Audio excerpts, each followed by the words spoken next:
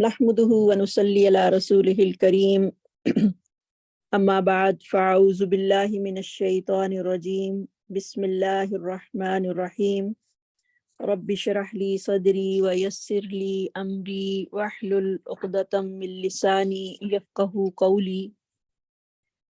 اللهم انفعنا بما علمتنا وعلمنا ما ينفعنا وزدنا علما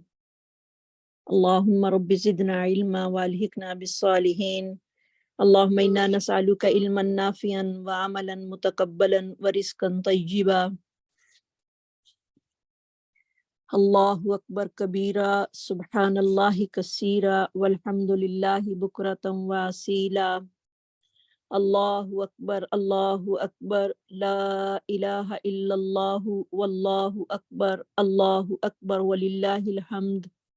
الله أكبر كبيرا الحمد لله كثيرا فسبحان الله بكرة وأصيلا سبحان الله والحمد لله ولا إله إلا الله والله أكبر سبحان الله والحمد لله ولا إله إلا الله والله أكبر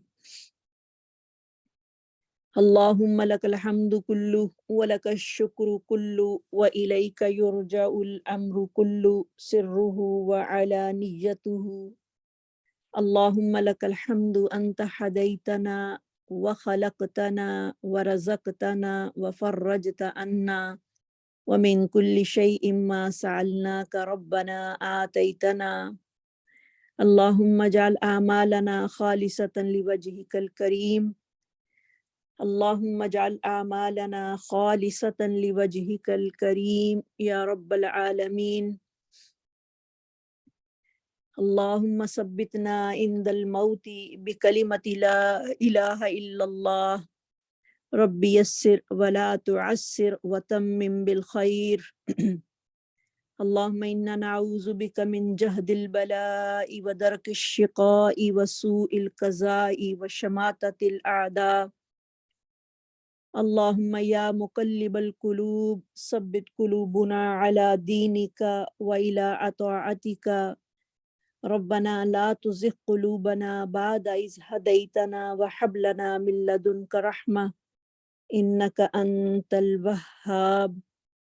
اللهم ثبتنا عند الموت بكلمة لا إله إلا الله وتوفنا وأنت راض عنا غير غضبان اللهم إنا نسألك الجنة ونعوذ بك من النار اللهم إنا نسألك الجنة ونعوذ بك من النار اللهم إنا نسألك الجنة ونعوذ بك من النار اللهم أذلنا تحت ظل عرشك يوما لا ظل إلا ظلك رب ارحمهما كما ربياني صغيرا رب ارحمهما كما ربياني صغيرا اللهم اغفر للمؤمنين والمؤمنات والمسلمين والمسلمات منهم أحياء والأموات إنك سميع قريب مجيب الدعوات اللهم اشفنا واشف مرضانا ومرضى المسلمين اذهب الباس رب الناس واشفي أنت شافي لا شفاؤك شفاء لا يغادر سقما اللهم ربنا آتنا في الدنيا حسنة وفي الآخرة حسنة وقنا عذاب النار يا ذا الجلال والإكرام بيدك الخير إنك على كل شيء قدير الله أكبر لا إله إلا الله والله أكبر وللہ الحمد۔ انشاءاللہ آج ہمارا لیسن ہوگا آیت نمبر سورۃ آل عمران، آیت نمبر 21 سے لے کر 30 تک، آیت نمبر 21 سے لے کر آیت نمبر 30 تک۔ لفظی ترجمہ ان الذین، بے شک وہ لوگ جو یکفرون، جو سب انکار کرتے ہیں، بآیات اللہ، اللہ کی آیات کا، وَيَقْتُلُونَ النَّبِيِّينَ، اور وہ سب قتل کرتے ہیں نبیوں کو، بغیر حق، نہ حق، واو، اور یقتلون، وہ سب قتل کرتے ہیں، الذین، ان لوگوں کو، یامرون، جو حکم دیتے ہیں، بالقسط، ساتھ عدل و انصاف کے،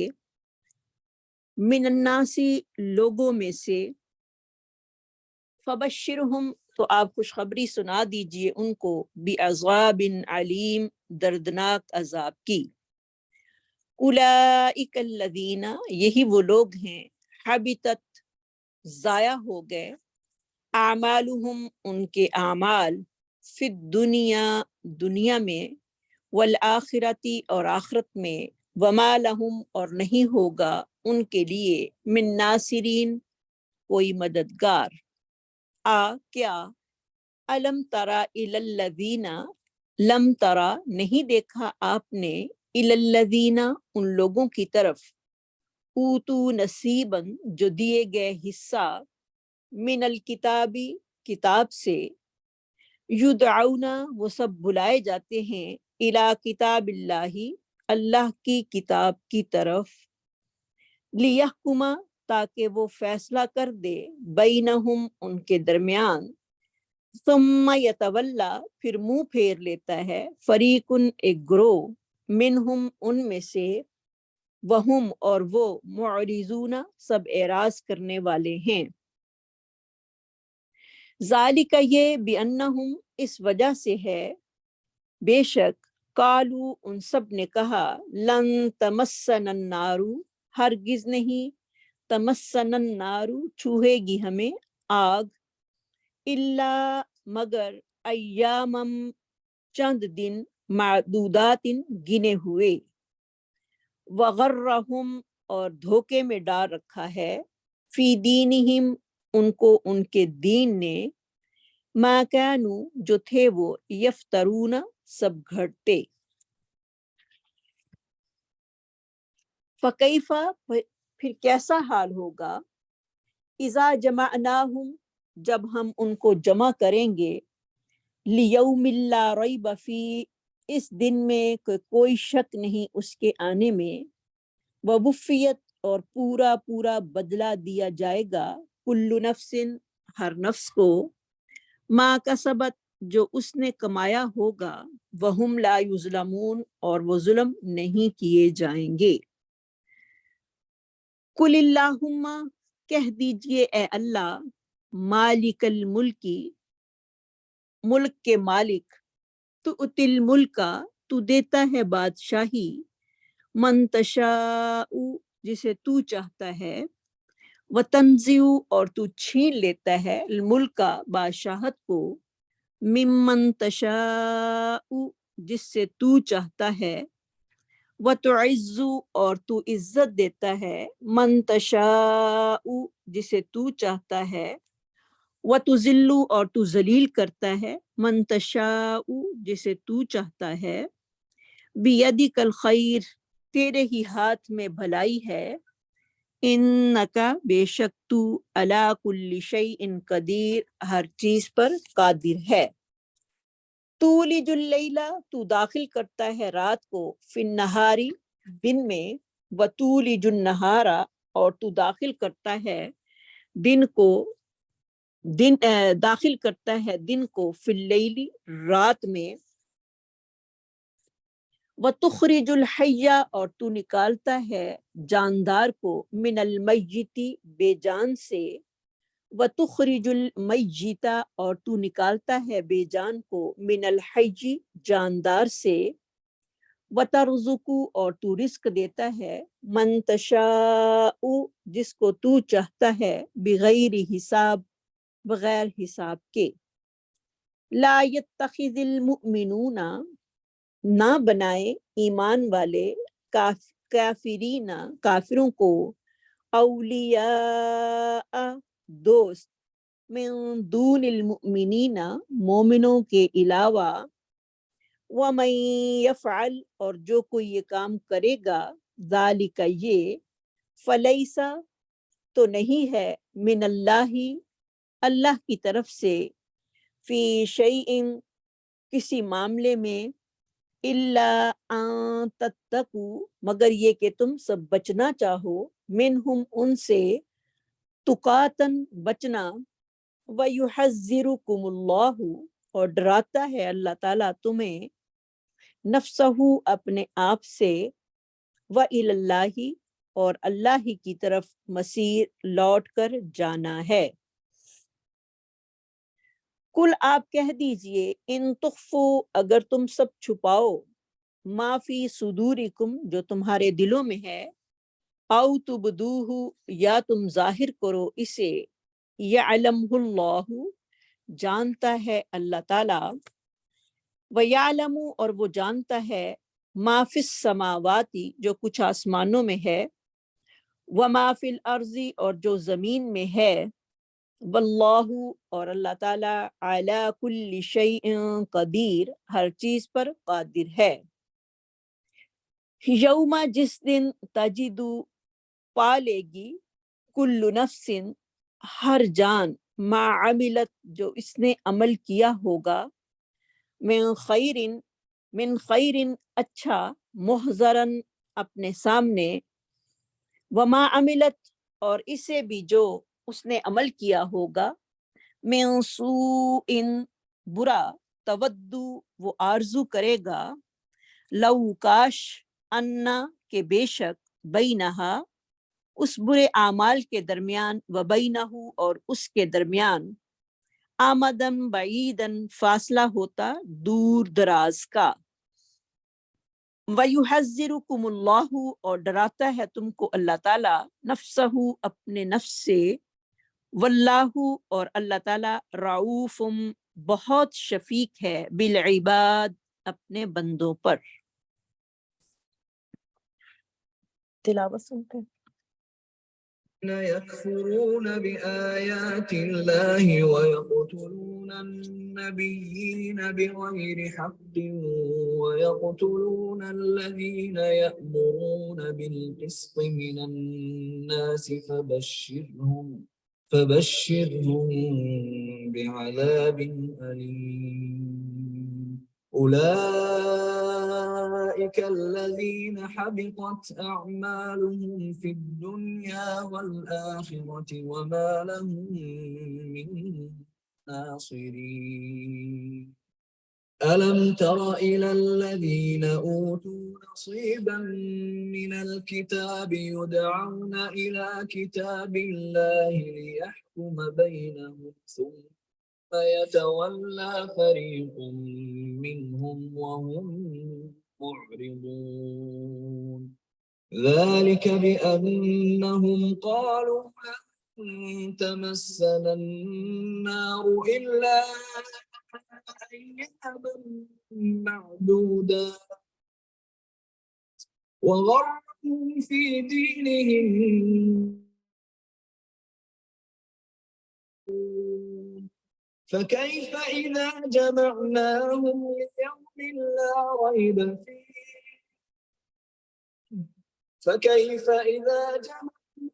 ليوم لا ريب فيه ووفيت كل نفس ما كسبت وهم لا يظلمون قل اللهم مالك الملك تؤتي الملك من تشاء وتنزع الملك ممن تشاء وتعز من تشاء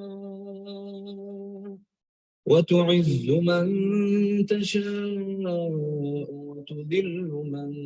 تشاء بيدك الخير إنك على كل شيء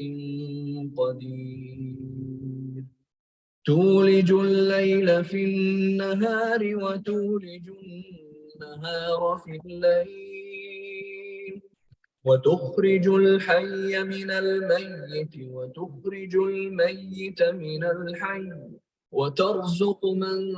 تشاء بغير حساب لا يتخذ المؤمنون الكافرين أولياء من دون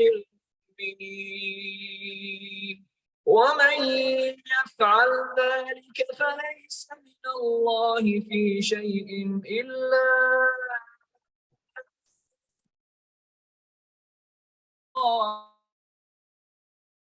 ويحذركم الله نفسه وإلى الله المصير قل إن تخفوا ما في صدوركم أو تخفوه الله ويعلم ما في السماوات وما في الأرض والله على كل شيء قدير يوم تجد كل نفس ما عملت من خير محضرا وما عملت من سوء تود لو أن بينها وبينه أمدا بعيدا ويحذركم الله نفسه والله رؤوف بالعباد قل إن كنتم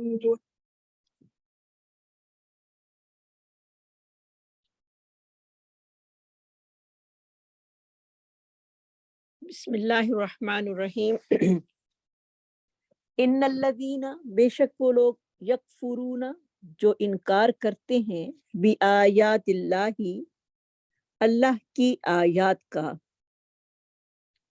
وَيَقْتُلُونَ النَّبِيِّينَ، اور وہ قتل کرتے ہیں نبیوں کو، بغیر حق، نہ حق، وَيَقْتُلُونَ الَّذِينَ، اور قتل کرتے ہیں ان لوگوں کو، یأمرون بالقسط، جو کہ حکم کرتے ہیں ساتھ انصاف کے، من الناس، لوگوں میں سے، فبشرہم، پس آپ خوشخبری سنا دیجئے ان کو، بعذاب علیم، دردناک عذاب کی۔ پچھلی آیت میں ہم دین اسلام کے بارے میں جو تھے وہ پڑھ رہے تھے کہ اللہ کے نزدیک جو پسندیدہ مذہب ہے وہ دین اسلام ہے، اور اے پیغمبر، آپ ان لوگوں کو جو کتاب دیے گئے ہیں اور ان پڑھ ہیں ان سے پوچھئے کیا تم اسلام لاتے ہو؟ اگر وہ اسلام کو قبول کر لیں تو تحقیق انہوں نے ہدایت پا لی، اور اگر وہ منہ پھیر لیتے ہیں تو بے شک آپ کے ذمے جو ہے وہ پیغام کا پہنچا دینا ہے، اور اللہ اپنے بندوں کو دیکھ رہا ہے۔ کیونکہ اہل کتاب سے جو تھے وہ اللہ تعالیٰ نے اپنے نبی محمد صلی اللہ علیہ وسلم کو جو تھا وہ مخاطب کیا تھا، اور پھر جو تھا اس آیت میں اہل کتاب اور مشرکین کا نبی صلی اللہ علیہ وسلم کے ساتھ اختلاف کرنا جو ہے وہ ذکر کیا گیا ہے، کیونکہ یہ دونوں فریق جو تھے وہ نبی صلی اللہ علیہ وسلم کی نبوت اور صداقت کو اپنی اولاد کی طرح جو تھے وہ پہچانتے تھے، لیکن اس کے باوجود بھی انہوں نے انکار کیا۔ تو اللہ تعالیٰ نے یہ آیت جو تھی وہ اتاری، جیسے کہ اس کے بارے میں حدیث آتی ہے، عبادہ بن جراح نے نبی صلی اللہ علیہ وسلم سے سوال کیا کہ قیامت کے دن سب سے سخت عذاب کس کو ہوگا؟ نبی صلی اللہ علیہ وسلم نے فرمایا کہ اس شخص کو قیامت کے دن سب سے زیادہ سخت عذاب ہوگا جس نے کسی نبی کو قتل کیا، یا ایسے شخص کو قتل کیا جو نیکی کا حکم دیتا ہو اور برائی سے روکتا ہو۔ یعنی جو آدمی برائی کا حکم دے اور نیکی سے روکے وہ بھی قیامت کے دن سخت عذاب کا مستحق ہوگا۔ اور نبی صلی اللہ علیہ وسلم نے جب یہ آیت پڑھی تو حضرت عبادہ فرماتے ہیں کہ بنی اسرائیل نے جس جو تھے اس دن تقریباً 43 نبیوں کو دن کے اول حصے میں جو تھا وہ قتل کیا، اور پھر 170 بنی اسرائیل کے ایماندار جو تھے وہ کھڑے ہوئے، انہوں نے ان قاتلوں کو روکنا چاہا اور نیکی کا حکم جو تھا وہ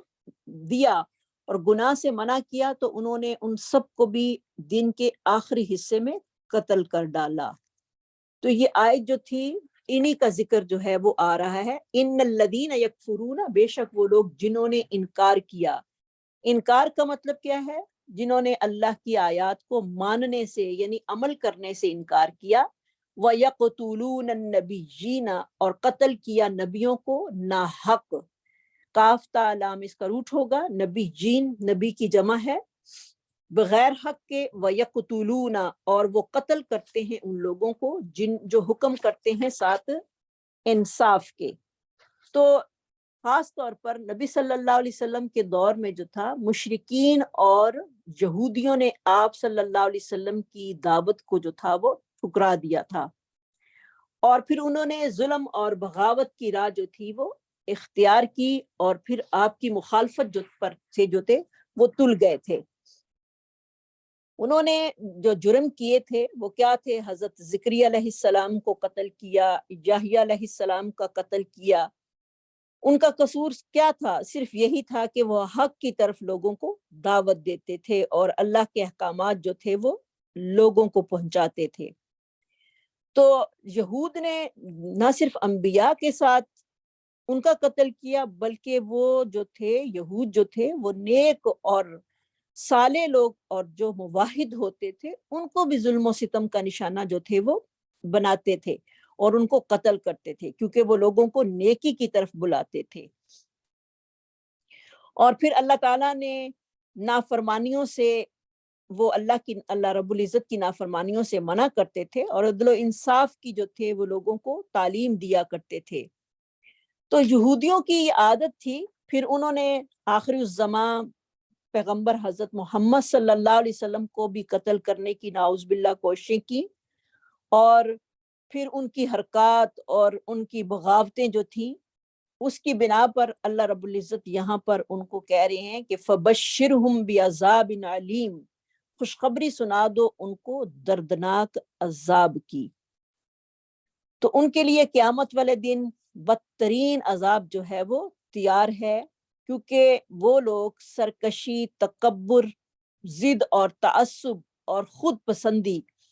کی بنا پر انہوں نے دین کو قبول نہیں کیا۔ اب اس میں ہمارے لیے لیسن کیا ہے کہ دین کی دعوت کو دیکھیں، بعض دفعہ ہم بھی جو ہیں وہ ٹھکرا دیتے ہیں، اس کی قدر نہیں کرتے۔ تو دین کی دعوت کو ٹھکرانا یا اگنور کرنا یہ کوئی چھوٹی بات نہیں ہے، بلکہ اس کی پوچھ ہوگی کہ اللہ کی دعوت کو کتنا قبول کیا تھا۔ اللہ نبیوں سے بھی پوچھیں گے کہ تمہارے امتیوں نے دعوت کو کتنا قبول کیا، اور پھر امتیوں سے بھی سوال ہوگا کہ انہوں نے اللہ کے پیغام کو پہنچانے والے کی دعوت کو کتنا قبول کیا اور کتنا اس کو ٹھکرایا، رد کیا اور اس کو اگنور کیا۔ تو یہاں پر یہود کے جو ہیں وہ 3 بڑے گناہ کا ذکر ہے، یعنی انبیاء کو ناحق قتل کرنا، اور دوسرا ان کا جو ہے وہ اللہ کی آیات کا انکار کرنا، دوسرا نبیوں کو ناحق قتل کرنا، اور تیسرا امر بالمعروف اور نہی عن المنکر کے ساتھ ساتھ وہ لوگ جو عدل و انصاف کا حکم دیتے تھے ان کو بھی جو تھا یہودیوں نے جو تھا وہ ختم کیا، اور پھر اللہ تعالیٰ نے بھی ان کو 3 قسم کے عذاب سے جو ہے وہ قیامت میں اللہ تعالیٰ دوچار کرے گا۔ وہ کون سے عذاب ہوں گے؟ یعنی دنیا اور آخرت میں دردناک عذاب، یعنی دنیا میں ان کے لیے مصائب، مشکلات، تنگ دستی، اور آخرت میں کیا ہوگا ان کے لیے؟ جہنم کی کھولتی ہوئی آگ۔ دنیا اور آخرت میں ان کے اعمال کا اکارت ہو جانا، اولئک الذین حبطت اعمالهم، یہ وہی لوگ ہیں کہ ضائع ہو گئے ان کے اعمال فی الدنیا والآخرہ، دنیا اور آخرت میں۔ استغفر اللہ۔ تو اعمال کا ضائع ہو جانا جو ہے وہ بہت ہی بڑی بات ہے کہ انسان اتنی محنت کرے اور پھر وہ سارے کے سارے ختم ہو جائیں، جیسے کہ اللہ رب العزت خود قرآن مجید میں سورۃ فرقان کی آیت نمبر 23 میں فرماتے ہیں کہ وَقَدِمْنَا إِلَىٰ مَا عَمِلُوا مِنْ عَمَلٍ، اور ہم آئیں گے ان کے عملوں کی طرف جو انہوں نے عمل کیے ہوں گے، فَجَعَلْنَاهُ هَبَاءً مَنْثُورًا، اور پھر ہم ان کو پراگندہ ذروں کی طرح جو ہے وہ کر دیں گے۔ یعنی ان کے اعمال جو ہیں وہ ایسے اڑ رہے ہوں گے جیسے کہ گرد و غبار جو ہے وہ اڑتا ہے۔ کس بنا پہ؟ کہ انہوں نے انبیاء کو قتل کیا، اللہ کی آیات کا انکار کیا۔ اس زمرے میں صرف یہود ہی نہیں آتے، بلکہ ہم مسلمانوں کے لیے یہ قرآن اترا ہے، اور ہم لوگ بھی اسی زمرے میں ہیں کہ اگر ہم اللہ کی آیات کو نہیں مانتے، اور اب تو نبی نہیں ہے، نبیوں کی بات کو نہیں مانتے، اور پھر ان لوگوں کو مارنے کے پروگرام یا جو ہیں وہ بناتے ہیں جو کہ لوگ عدل و انصاف کا حکم دینے والے ہیں۔ تو دیکھیں آج دنیا کے حالات میں ایسے لوگوں کو جو کہ بیان کرتے ہیں حق کو، ان کو سرے سے ہی جو ہے وہ ختم کر دیا جاتا ہے۔ تو ہبا کا لفظ جو ہے وہ بہت باریک اور چھوٹے ذرے کو کہا جاتا ہے، جیسے کہ سورج کی روشنی جب گھر میں داخل ہوتی ہے تو اس میں جو شعاعیں ہوتی ہیں اس میں چھوٹے چھوٹے چھوٹے ذرات جو ہیں وہ نظر آتے ہیں، تو ان کو اگر انسان پکڑنے کی کوشش کرے تو وہ کسی طرح بھی ہاتھ میں نہیں آتے۔ تو ان کے اعمال جو ہیں اسی طرح بے حیثیت ہو کر ذروں میں جو ہیں وہ چینج ہو جائیں گے۔ وَمَا لَهُم مِّن نَاصِرِينَ، اور نہیں ہوگا ان کے لیے کوئی مدد کرنے والا۔ یعنی اعمال ضائع ہو گئے تو اس دن اللہ کی مدد جو ہے وہ شامل حال نہیں ہوگی، اور کیونکہ وہ اپنے آپ کو اللہ کے عذاب سے بچانے کی کوئی قدرت بھی نہیں رکھ پائیں گے، اور اللہ کے عذاب میں جو ہیں وہ سارے کے سارے گرفتار ہو جائیں گے۔ تو اللہ تعالیٰ ہمیں اس سے بچائے کہ ہم نبیوں کی دعوت کا انکار کریں، یا ہر اس شخص کی دعوت کا انکار کریں جو ہمیں اللہ کی طرف بلانے والا ہے، بلکہ اللہ کی دین کی طرف بلانے والے کی تو اللہ رب العزت خود قدر کرتے ہیں، جیسے کہ قرآن عزیز میں اللہ رب العزت فرماتے ہیں وَمَنْ أَحْسَنُ قَوْلًا مِّمَّنْ دَعَا إِلَى اللَّهِ وَعَمِلَ صَالِحًا وَقَالَ إِنَّنِي مِنَ الْمُسْلِمِينَ۔ اس شخص سے بڑھ کر اور کون ہو سکتا ہے جو کہ لوگوں کو اللہ کی طرف بلائے۔ تو لوگوں کو اللہ کی طرف بلانا جو ہے یہ ایک بہت بڑا کام ہے، یہ انبیاء کا کام ہے جو کہ آج اللہ تعالیٰ نے ہم سب لوگوں کے ذمے جو ہے وہ لگا دیا۔ اور اس شخص سے اچھی بات کون سی ہے جو کہ لوگوں کو اللہ کی طرف بلاتا ہے۔ تو جو اللہ کے دین کی دعوت دینے والا ہے اس سے بڑا خوش نصیب دنیا میں اور کوئی نہیں۔ تو ہمیں اپنا اپنا بھی جائزہ لینا ہے کہ ہم کتنی اللہ کی دعوت کی جو ہے وہ پرچار کر رہے ہیں، اور کتنی اللہ کی دعوت کو لے کر آگے چل رہے ہیں۔ تو اگر یہ ہم سارے کام نہیں کر رہے تو اولئک الذین حبطت اعمالهم فی الدنیا والآخرہ، تو یہ وہی لوگ ہیں جن کے اعمال دنیا اور آخرت میں ضائع ہو گئے۔ اللہ تعالیٰ ہمیں اس سے بچائے۔ وما لهم من ناصرین، اور ان کا کوئی مددگار نہیں ہوگا۔ الم تر الی الذین اوتوا نصیبا، کیا نہیں دیکھا آپ نے ان لوگوں کی طرف جو حصہ دیے گئے من الکتاب، کتاب سے، یدعون الی کتاب اللہ، وہ بلائے جاتے ہیں اللہ کی کتاب کی طرف۔ نون صاد با اس کا روٹ ہوگا نصیبن کا، یدعون دال عین واو، الی کتاب اللہ، اللہ کی کتاب کی طرف، لیحکم بینہم، یہ کہ آپ فیصلہ کریں ان کے درمیان۔ ہا کاف میم اس کا روٹ ہوگا، ثم یتولا واو لام یا، فریقن ایک جماعت ان میں سے، وہم معرضون، اور اس حال میں وہ اعراض کرنے والے ہوتے ہیں۔ یہاں پر اللہ تعالیٰ ان لوگوں کی جو کہ اللہ کی دعوت کو قبول نہیں کرتے، ان کی ایک عادت خبیثہ سے جو ہیں وہ ہمیں آگاہ کر رہے ہیں۔ کہیں ہماری عادت بھی تو ایسی نہیں ہے، کیونکہ ذکر تو اصل میں اہل کتاب کا ہے، لیکن اب مخاطب ہم مسلمان ہیں کہ پھر اللہ کی دعوت آ جائے اور پھر اس سے منہ پھیرنا، کیونکہ یہود کی یہ عادت تھی کہ وہ اپنے حسد اور غرور اور تکبر کی بنا پر جو تھے وہ اللہ کے حکموں سے جو تھے وہ اعراض کرتے تھے، اور پھر اللہ کے حکموں کے مطابق فیصلے کرنے بھی ان کو پسند نہیں تھے۔ تو اللہ کے حکموں کے مطابق فیصلے کرنا جو ہے وہی اصل انصاف ہے، لیکن وہ لوگ جو تھے انصاف کو پسند نہیں کرتے تھے۔ تو ایک مرتبہ نبی صلی اللہ علیہ وسلم جو تھے وہ یہودیوں کے مدرسہ یعنی بیت المدارس میں موجود یہودیوں کی ایک جماعت کے پاس تشریف لائے۔ آپ صلی اللہ علیہ وسلم نے انہیں توحید باری تعالیٰ کی طرف جو تھی وہ دعوت دی، اور نعمان بن عمر اور حارث بن یزید کہنے لگے اے محمد، یعنی یہ دونوں یہودی تھے، صلی اللہ علیہ وسلم آپ کس دین پر ہیں؟ تو نبی صلی اللہ علیہ وسلم نے فرمایا آؤ تو رات کو ہی ہم اپنے اور تمہارے درمیان جو ہیں وہ فیصل بنا لیتے ہیں، یعنی فیصلہ کرنے والی بنا لیتے ہیں، لیکن ان دونوں نے انکار کر دیا۔ تو اللہ تعالیٰ نے یہ آیت جو تھی وہ نازل فرمائی کہ آپ نے ان لوگوں کی طرف نہیں دیکھا جو حصہ دیے گئے ہیں کتاب میں سے، لیکن جب ان کو اللہ کی کتاب کی طرف بلایا جاتا ہے تاکہ آپ فیصلہ کریں ان کے درمیان، تو ایک گروہ جو ہے ان میں سے منہ پھیرنے والا ہے۔ تو انہوں نے جو تھا اس سے منہ پھیرا اور اس سے اعراض کیا۔ تو پھر بعض انسان جو ہے شرعی احکام سے بھی اعراض کرتے ہیں، جیسے کہ ہمیں آئینہ جو ہے وہ اصل میں دکھایا جا رہا ہے، ہمارا کردار جو ہے وہ کس طرح کا ہونا چاہیے ہماری، کیونکہ ان لوگوں نے اعراض کیا اللہ کے حکموں سے اور اللہ کے فیصلے کو انہوں نے بہتر نہیں سمجھا۔ تو آج ہم لوگ بھی بیانے ہی اسی طرح اسی طرز عمل کو اختیار کیے ہوئے ہیں، اور حالانکہ اللہ تعالیٰ نے اس جو ہے کردار کی جو ہے وہ یہاں پر تردید کی ہے کہ ان کا کردار جو ہے وہ انتہائی بھیانک قسم کا ہے۔ تو آج ہم دیکھتے ہیں کہ ہماری خوشیاں اور ہمارے غم، دیکھیں آج اسلام کے بالکل اپوزٹ ہیں، یعنی کوئی چیز ہماری خوشی میں نہ تو اسلام کے ساتھ ملتی ہے اور نہ ہی ہماری غمی میں ملتی ہے۔ تو ہم بھی دیکھیں مسلم ہونے کا جو ہے وہ دعویٰ کرتے ہیں، لیکن ہمارا طرز زندگی جو ہے وہ کوئی بھی اسلام کے مطابق نہیں ہے۔ تو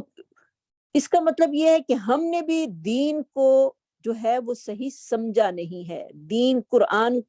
کا تو ہم نعرہ لگاتے ہیں کہ قرآن ہمارے نبی کی شریعت جو ہے وہ اس میں ہے، اور ہم قرآن کو ماننے والے ہیں، اپنے نبی صلی اللہ علیہ وسلم کی امت ہونے پر الحمدللہ ہم سب کو فخر ہے، اور ہم کلمہ لا الہ الا اللہ پڑھنے والے ہیں۔ لیکن اس کے باوجود بھی ہمارا طرز عمل جو ہے وہ یہود اور نصارہ کے ساتھ جو ہے وہ بہت زیادہ ملتا ہے۔ حالانکہ ایک مومن کی خوشی تو جو ہے وہ اللہ کے حکموں کو تسلیم کرنے میں ہے۔ تو کیا جب ہم اللہ کے حکم کو مانتے ہیں تو ہمارے دل میں کیا گھٹن محسوس ہوتی ہے یا خوشی ہوتی ہے؟ ہم سب اپنے اپنے دلوں کا خود جائزہ لے سکتے ہیں، کیونکہ دل کی حالت اللہ اور انسان کے علاوہ جس کا دل ہے وہ جانتا ہے یا اس کا رب جانتا ہے۔ کیونکہ ایک مومن کا طرز عمل کیا ہوتا ہے، جیسے کہ اللہ رب العزت قرآن مجید میں فرماتے ہیں انما کان قول المؤمنین اذا دعوا الی اللہ ورسولہ لیحکم بینہم، سوائے اس کے ایمان والوں کا کہنا تو یہ ہوتا ہے جب وہ بلائے جاتے ہیں اللہ کی طرف اور اس کے رسول کی طرف، یہ کہ فیصلہ کرے ان کے درمیان، ان یقولوا سمعنا واطعنا، مگر وہ یہ کہتے ہیں کہ ہم نے سن لیا اور ہم نے فرما برداری کی، واولئک هم المفلحون، یہی لوگ جو ہیں وہ کامیاب ہیں۔ تو یہ ساری چیزیں جو ہیں وہ ہمارے اندر بھی موجود ہونی چاہیے۔ کہیں یہود والی ساری عادات ہمارے اندر تو نہیں آ رہی اہل کتاب کی، کہ ہم اوپر سے دعوے کرتے ہیں لیکن طرز عمل جو ہے وہ ہمارا ایک بھی قرآن کے ساتھ یا اللہ کے احکام کے ساتھ نہیں ملتا۔ تو ایسا کردار اور ایسی ہیبٹس جو ہیں وہ اللہ تعالیٰ کو انتہائی ناپسند ہیں۔ ذالک بانہم، یہ کس بنا پر، بے شک انہوں نے کہا لن تمسن النار، میم سین سین اس کا روٹ ہوگا، ہرگز نہیں چھوئے گی ہم کو آگ، الا ایام معدودات، مگر چند دن گنتی کے۔ تو یہود کا جو تھا موقف، اور دیکھیں آج مسلمانوں کی اور یہودیوں کی جب کمپیریزن کریں تو ان کی دونوں چیزیں جو ہیں وہ آپس میں کتنی ملتی جلتی ہیں۔ ہر چیز جو ہے وہ ہماری اہل کتاب کے ساتھ ملتی ہے۔ انہوں نے بھی کہا کہ ہمیں آگ نہیں چھوئے گی مگر چند دن گنتی کے چند دن جو ہیں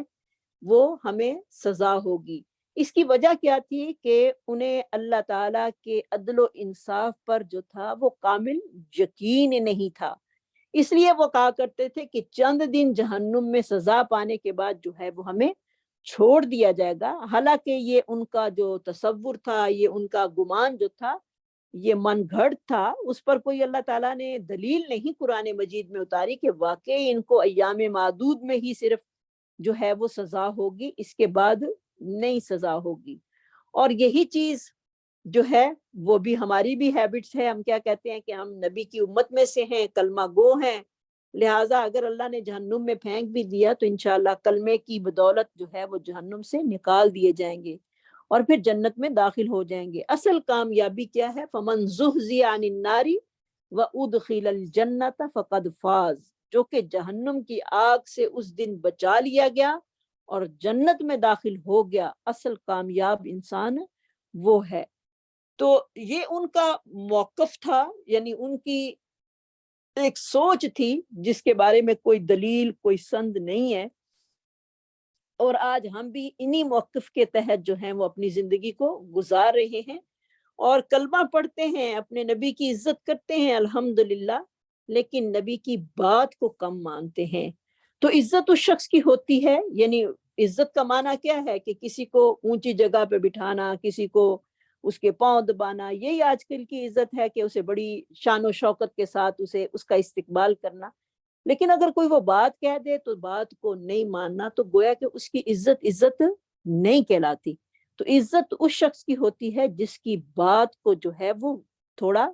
وزن دیا جائے، اس کی بات کو قبول کیا جائے، اگر کوئی بڑا ہے اس کی بات کو اپنے گھر میں نافذ کر دینا اور اس کے جو وہ حکم کر رہا ہے اس کو مان لینے میں ہی اصل وہ سمجھتا ہے کہ میری اپنے گھر والوں میں عزت ہے۔ اور اگر ہم نبی صلی اللہ علیہ وسلم کی، ویسے تو الحمدللہ ہم مسلمان ہیں، ہماری نظر میں آپ صلی اللہ علیہ وسلم کی عزت اللہ کے بعد سب سے زیادہ ہے اور محبت ہے، لیکن اگر ان کی بات کو نہیں مانیں گے تو یہ ہماری عزت نہیں کہلائے گی۔ عزت وہی ہے جو کہ آپ کی بات کو ماننے میں ہے، آپ کے قول کو ماننے میں ہے، آپ کی بات پر عمل کرنے میں ہے۔ وغرہم فی دینہم، اور دھوکے میں ڈال دیا ان کو ان کے دین نے، غین را اس کا روٹ ہوگا، ان کے دین نے، ما کانوا یفترون، جو تھے وہ باندھتے،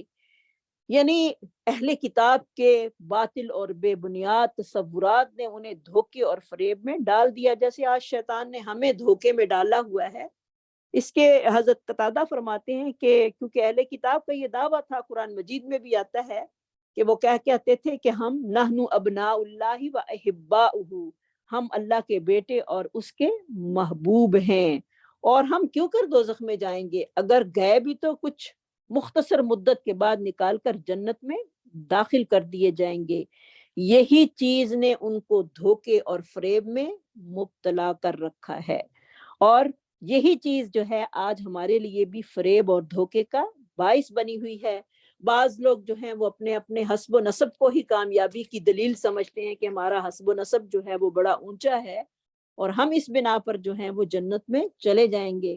اور بعض لوگ جو ہیں وہ مذہبی پیشواؤں کی ایسی اندھی تقلید کرتے ہیں، کہتے ہیں کہ بس یہ جنت میں گئے تو ہم بھی ان کے پیچھے پیچھے جنت میں چلے جائیں گے۔ تو اللہ رب العزت کا قانون جو ہے وہ اس طرح کا نہیں ہے، بلکہ بڑا عدل و انصاف والا ہے، جیسے کہ ہم آگے پڑھتے ہیں۔ فَكَيْفَ إِذَا جَمَعْنَاهُمْ، پس کیا حال ہوگا جب ہم ان کو جمع کریں گے، جیم میم عین اس کا روٹ ہوگا، اس دن کے لیے لا ریب فیہ، جس میں کوئی شک و شبے کی گنجائش نہیں ہے، قیامت کا دن جس میں شک کرنا جو ہے وہ ایمان کے ناقص ہونے کی دلیل ہے، کیونکہ ایمان والا جو ہے وہ قیامت کے دن میں شک کرتا ہی نہیں ہے، کہ اسے پتہ ہے کہ ایک دن وہ آئے گا جس میں اللہ رب العزت جو ہے وہ جزا اور سزا مکمل طور پر دیں گے۔ پھر کیا ہوگا، ووفیت، اور پورا پورا دیا جائے گا، وافا یا اس کا روٹ ہوگا، کل نفس، ہر نفس کو، ما کسبت، جو اس نے کمایا، وہم لا یظلمون، اور وہ ظلم نہیں کیے جائیں گے۔ ہر انسان کو اس کے کیے کا بدلہ جو ہے وہ قیامت والے دن مل جائے گا، اور وہاں پر ہر چیز جو ہے وہ سامنے آ جائے گی، یعنی نیکی بھی بالکل سامنے آئے گی اور گناہ بھی جو ہیں وہ ایک ایک انسان کو سامنے کر کے دکھائے جائیں گے۔ نہ تو اس دن کسی کا حسب نسب کام آئے گا اور نہ ہی کسی کی سفارش جو ہے وہ اس دن کام آئے گی، صرف اس دن وہی اعمال کام آئیں گے جو ایمان اور اخلاص اور جو کہ اللہ کے لیے کیے ہوں گے، وہی اللہ کی رحمت کا سبب بنیں گے، اور پھر صرف اللہ، انسان جو ہے وہ اللہ کی رحمت کے ساتھ ہی اللہ کے غضب اور جہنم کی آگ سے محفوظ رہ سکے گا۔ ہاں، جس نے دنیا میں صراط مستقیم کا راستہ اپنایا لیکن اس کے باوجود اس میں کمیاں بیشیاں ہو گئیں، تو پھر وہ اس نے اللہ سے معافی مانگی تو اللہ تعالیٰ جو ہے وہ گناہوں کو معاف کرنے والا ہوگا، لیکن سارے کے سارے معاملے جو ہیں وہ عدل و انصاف پر مبنی ہوں گے۔ ہر کام جو ہے وہ انصاف پر مبنی ہوگا، یہاں تک کہ جانوروں کے بارے میں بھی اللہ رب العزت اتنا انصاف کریں گے کہ اس دن بے سینگ جو ہے وہ جانور جس نے کسی کو سینگ مارا ہوگا، اور وہ بھی اس کا بدلہ بھی اس دن جانوروں کو بھی بدلہ جو ہے وہ جھکا دیا جائے گا۔ تو کہاں انسانوں کا معاملہ جو ہے اس میں کتنا جو ہے وہ عدل و انصاف کے ساتھ جو ہے وہ کام لیا جائے گا۔ اگر گناہ زیادہ ہوئے تو پھر ان کی سزا جو ہے وہ بھگتنی پڑے گی، اور کیونکہ یہ معاملہ جو ہے کوئی ایسا نہیں ہے بلکہ عدل و انصاف کا معاملہ ہے، جس کے بارے میں ہمیں پکا یقین ہونا چاہیے کہ وہ دن ضرور آئے گا جس میں انسان جو ہے وہ اپنے کیے کا بدلہ جو ہے وہ پائے گا۔ تو جب انسان کے اندر آخرت کا مکمل یقین آتا ہے تو وہ بڑا کانشیس ہو کر زندگی جو ہے وہ گزارتا ہے، پھر وہ سب کے حقوق کا خیال رکھتے ہوئے اللہ رب العزت کو اس کا حق دیتا ہے، لوگوں کو اس کا حق دیتا ہے، ہر چیز کا حق جو ہے وہ ادا کرتا ہے، اور پھر اپنے گناہوں کو وہ ہمیشہ یاد کرتے ہوئے اپنے خالق اور مالک سے ہر وقت معافی طلب کرتا رہتا ہے۔ تو ایک مومن کی شان جو ہے وہ یہ ہوتی ہے کہ اسے اپنے گناہ جو ہیں وہ کبھی بھولتے نہیں، اس کو ہر وقت جو ہیں وہ یاد آتے رہتے ہیں۔ قل اللہم، کہہ دیجئے اے اللہ، مالک الملکی، اے بادشاہوں کے بادشاہ، تو اتل الملکہ، تو دیتا ہے بادشاہت، من تشاء، جس کو تو چاہتا ہے، وتنزع الملک، اور تو چھین لیتا ہے بادشاہت کو، نون زائن اس کا روٹ ہوگا، جس سے تو چاہتا ہے، وتعز، اور تو عزت دیتا ہے، من تشاء، جس کو تو چاہتا ہے، وتذل، اور تو ذلیل کر دیتا ہے، زا لام لام اس کا روٹ ہوگا، ذلہ، اور جس کو تو چاہتا ہے، بیدک الخیر، تمام بھلائیاں تیرے ہاتھ میں ہیں، انک علی کل شیء قدیر، بے شک تو ہر چیز پر قادر ہے۔ تو یہ آیات وہ ہیں جن میں اللہ رب العزت اپنے نبی صلی اللہ علیہ وسلم کو تسلی دے رہے ہیں کہ اے پیغمبر، کائنات کی کوئی بھی چیز جو ہے وہ آپ کے رب کے اختیار سے باہر نہیں ہے، کیونکہ جو اہل کتاب تھے اور مشرکین مکہ تھے، وہ جب اسلام کا غلبہ ہونا شروع ہوا تو وہ جو تھے اس چیز سے بڑی ہی نفرت کرتے تھے، اور ان کی کوشش تھی کہ اس غلبے کو کسی طریقے سے ختم کیا جائے۔ تو اللہ رب العزت نے آپ صلی اللہ علیہ وسلم کی نبوت کی حفاظت جو تھی وہ اپنے ذمے لی، اور کہا کہ اس کائنات میں کسی کی کوئی طاقت نہیں جو ذلیل کو عزت اور عزت دار کو ذلیل کر سکے سوائے اللہ رب العزت کے۔ اور اے پیغمبر صلی اللہ علیہ وسلم، آپ کی تائید اور نصرت جو ہے وہ ہم ہر حال میں جو ہے وہ کرتے رہیں گے۔ تو نبی صلی اللہ علیہ وسلم نے جب دعا کی کہ اے میرے پروردگار، روم اور فارس کی سلطنت میری امت کو عطا فرما دے، تو جو تھے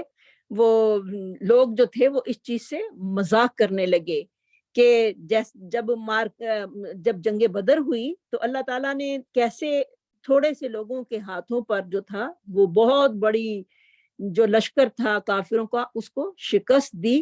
اور پھر جو ظاہری اسباب پر نظر رکھنے والے تھے ان کی نظر میں تو یہی تھا کہ کافر ہی جیتیں گے، لیکن اللہ تعالیٰ کی نظر جو ہے وہ انسانوں کے دلوں پر اور تقوی پر ہوتی ہے، اور پھر اللہ تعالیٰ جس کو چاہتے ہیں عزتوں سے نوازتے ہیں، اور جن کو چاہتے ہیں بے شک ظاہری اسباب ہونے کے باوجود بھی ان کو ذلیل اور خوار کر دیتے ہیں۔ تو لوگ جو تھے وہ اس چیز پر ہنسے کہ کیسے ہے کہ ان کو مسلمانوں کو جن کے پاس کھانے کے لیے کچھ نہیں، جن کے پاس کوئی کچھ نہیں ہے، تو ان کو کیسے روم اور فارس کی سلطنتیں جو ہیں وہ عطا ہو سکتی ہیں۔ تو اللہ رب العزت نے یہ آیت جو تھی وہ اتاری کہ اللہ کے ہاتھ میں ہے بادشاہت، قدرت، فرعون اور نمرود کو بھی وہ اگر دے سکتا ہے تو مسلمانوں کو کیوں نہیں دے سکتا، اور کیسے اس نے نبیوں کو جو تھی وہ پیغمبری بھی دی اور ساتھ ہی جو تھا وہ بادشاہت بھی عطا کی، جس میں حضرت داؤد علیہ السلام، یوسف علیہ السلام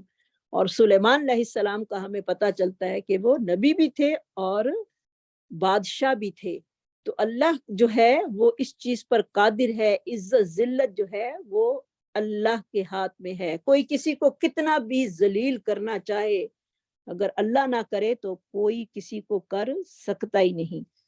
تو یہ ایک بہت بڑا اسم اعظم بھی ہے اللہ رب العزت کا، مالک الملک تؤتی الملک من تشاء،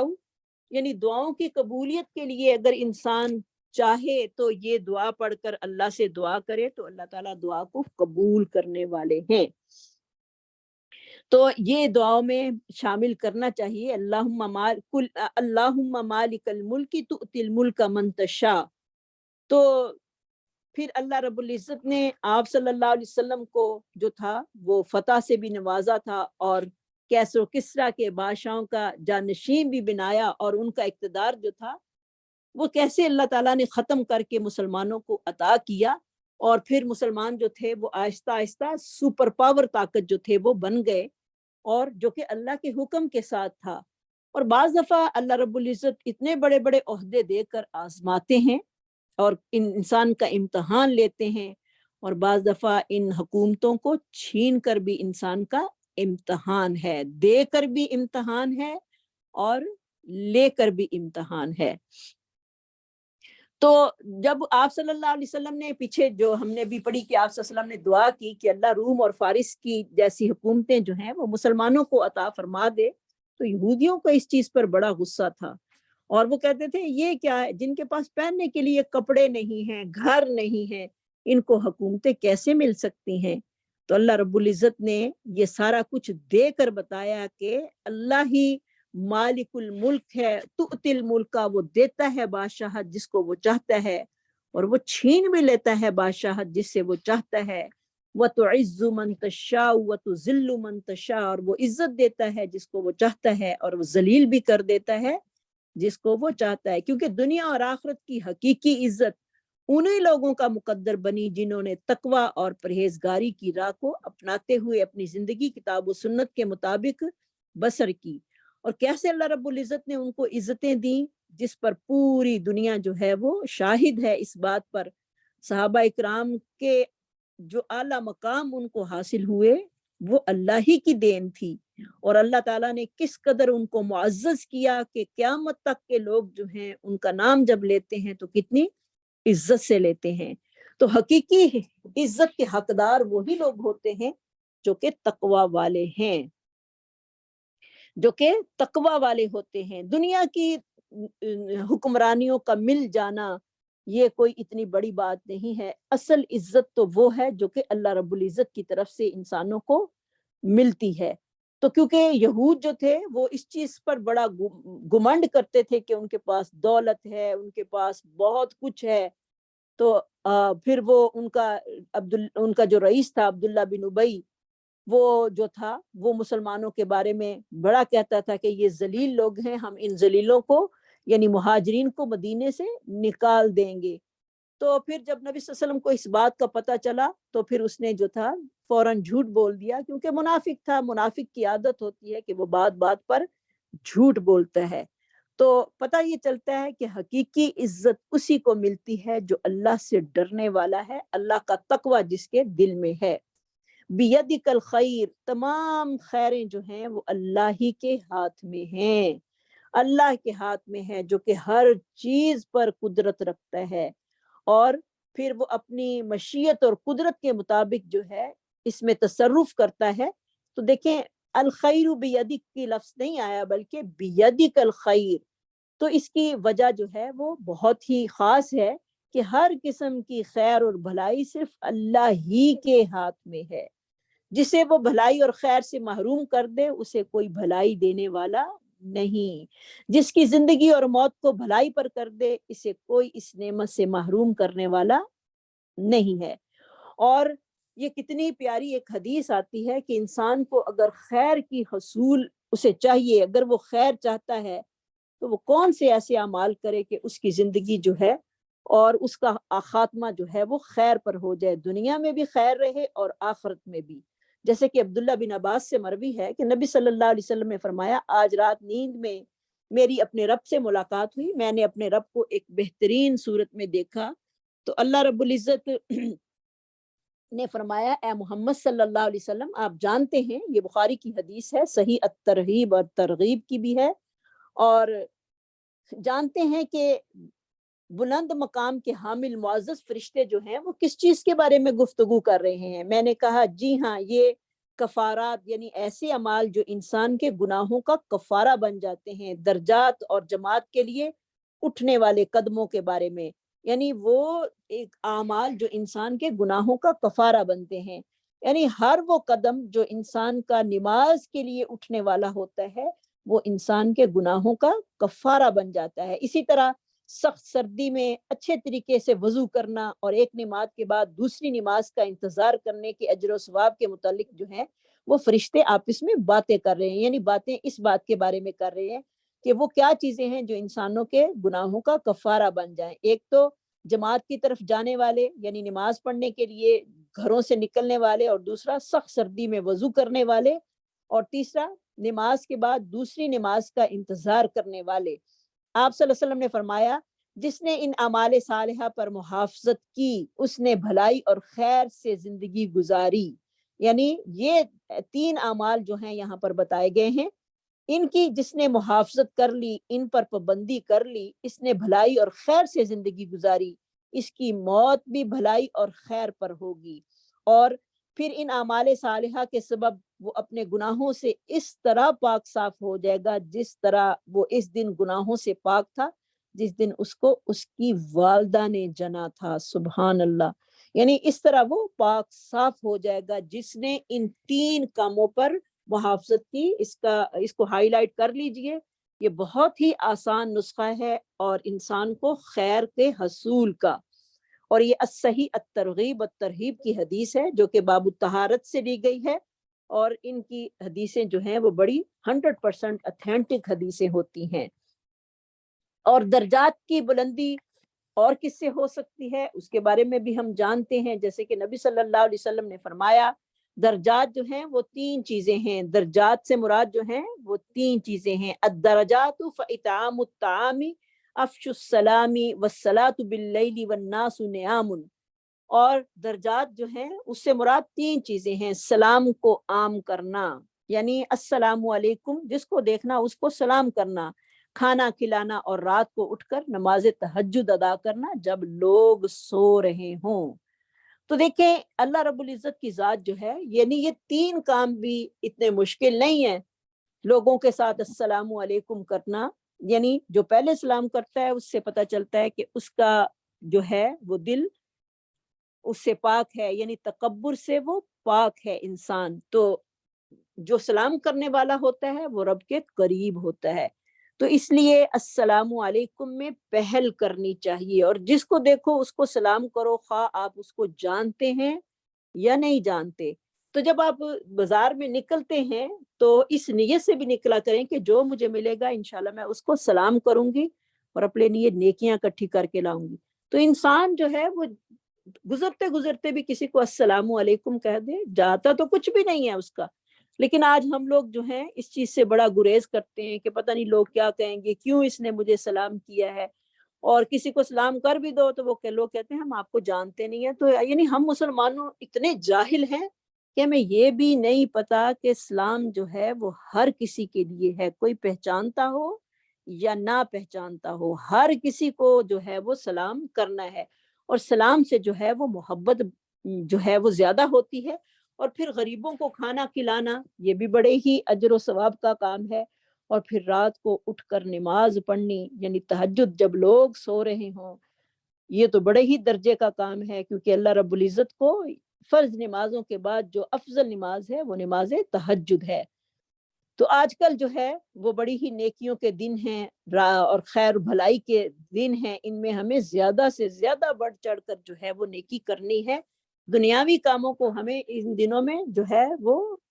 پوسٹ پون کر دینا چاہیے، ان کو بعد میں کریں، بلکہ گھر کے سارے کام جو ہیں جتنے ضروری کام ہیں ان کے کرتے کرتے بھی ہمیں اللہ رب العزت کی تکبیرات، تسبیحات اور تحلیلات جو ہیں وہ زیادہ سے زیادہ پڑھنی ہیں۔ آپ لوگوں نے ساروں نے لیکچر سنا ہوگا استاذہ کا، تو لہٰذا ہمیں ان دنوں میں بھی نیکیاں زیادہ سے زیادہ کمانی چاہیے۔ اور کیونکہ اللہ رب العزت جو ہیں وہ خیر کے ساتھ شر کے بھی مالک ہیں. یہاں پر صرف خیر کا ہی ذکر کیا گیا ہے، تو اللہ رب العزت جو ہے وہ شر بھی اسی نے ہی پیدا کی ہے، لیکن مومن جو ہوتا ہے، مسلمان جو ہوتا ہے، وہ بھلائی پر ملنے پر اللہ کا شکر گزار اور فرما بردار ہوتا ہے، اور نافرمان اور خیر کی وجہ سے مزید اللہ کا سرکش ہوتا چلا جاتا ہے. جو نافرمان ہوتا ہے اس کو خیر حاصل بھی ہو تو وہ مزید اپنے آپ کو جو ہے وہ اللہ سے لاپرواہ کر لیتا ہے. اور پھر خیر میں اللہ تعالیٰ کی جو ہے وہ مدد بھی شامل حال ہے کہ دنیا میں عزت اور نعمتوں کا ملنا، اسی کے لیے انسان کو خیر پر حریص کہا گیا ہے. وَإِنَّهُ لِحُبِّ الْخَيْرِ لَشَدِيدٌ، کیونکہ اس کو جتنی بھی خیر ملتی ہے اسے اور کی تمنا اور کی تمنا اور کی تمنا جو ہے وہ ہمیشہ رہتی ہے. لیکن شکر گزاری جو ہے وہ اس کے ساتھ لازمی ہونی چاہیے. اور سرکش کا جو نافرمان ہوتا ہے وہ جب اس کو نعمتیں اور ملتی ہیں تو وہ اللہ سے اور بھی زیادہ بیگانہ ہو کر اپنی ہی طاقت پر اور اپنی ہی ٹیلنٹ کو جو ہے وہ اس کو ہی اپریشیٹ کرتا رہتا ہے کہ میرے اندر اتنے ٹیلنٹ اللہ نے دیے ہیں کہ میں خود سے ہی یہ سارے کام کر لیتا ہوں. نہیں، جو بھی نعمت ملی ہے فمن اللہ، وہ اللہ ہی کی طرف سے ہے. وما بکم من نعمت فمن اللہ، اور جو بھی تمہیں ملا ہے وہ سب اللہ ہی کی طرف سے ہے. انسان کا اس میں اپنا کچھ بھی کمال نہیں. آگے اللہ رب العزت فرما رہے ہیں انک علی کل شیء قدیر، بے شک تو ہی جو ہے وہ ہر چیز پر